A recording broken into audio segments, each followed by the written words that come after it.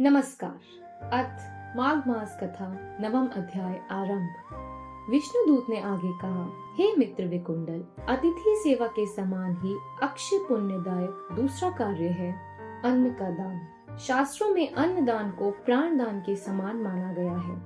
इसलिए अन्न दान करने वाला दानी दिव्य विमानों में बैठकर स्वर्ग को गमन करते हैं तथा स्वर्ग में अनंत काल तक निवास करने के बाद पुनः दिव्य शरीर धारण कर पृथ्वी पर उत्तम कुल में जन्म लेते हैं। वे सब प्रकार के सुख भोगते हुए भूपति हुआ करते हैं। इतना ही नहीं, ऐसे मनुष्य रूपवान, धनवान, ऐश्वर्यवान तथा धर्मात्मा होकर संपूर्ण दुखों से मुक्त रहकर दीर्घायु तक पुत्र पौत्र आदि के साथ सुख भोगते हैं। देवदूत ने आगे कहा, हे मित्र, जब राजा केशरी ध्वज स्वर्ग का भोग पूरा कर पृथ्वी पर आने लगे तो धर्मराज ने उनसे कहा था, हे राजन, पृथ्वी से लौटकर यदि पुनः पूर्वत स्वर्ग में आना चाहते हो तो पृथ्वी पर जाकर अन्नदान अवश्य करना।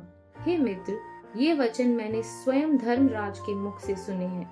जो मनुष्य ग्रीष्म ऋतु में जौ का दान करते हैं तथा सभी ऋतुओं में अन्न का दान करते हैं, वे स्वर्ग में अनंत काल तक दिव्य सुखों को भोगते हैं।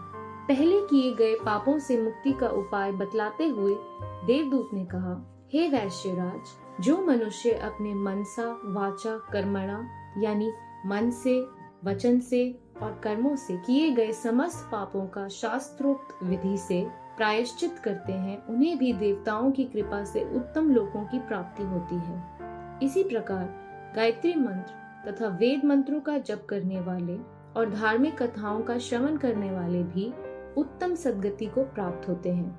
व्रत एवं तप का अनुष्ठान करते हुए जितेंद्रिय रहकर सत्य बोलते हुए जो पराये और दूषित अन्न का त्याग करते हैं, वे भी नरक यातना नहीं भोगते।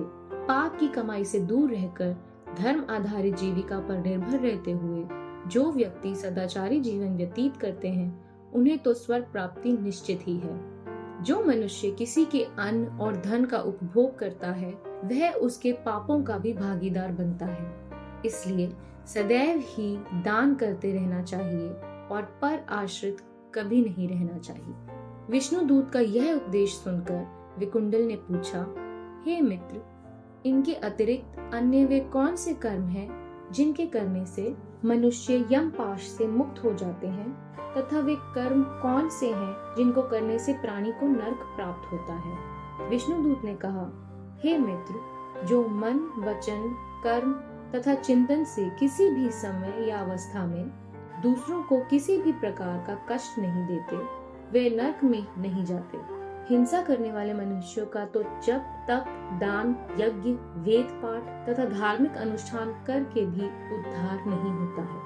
ऋषियों तथा महर्षियों ने सदैव ही हिंसा को बुरा और पाप कहा है।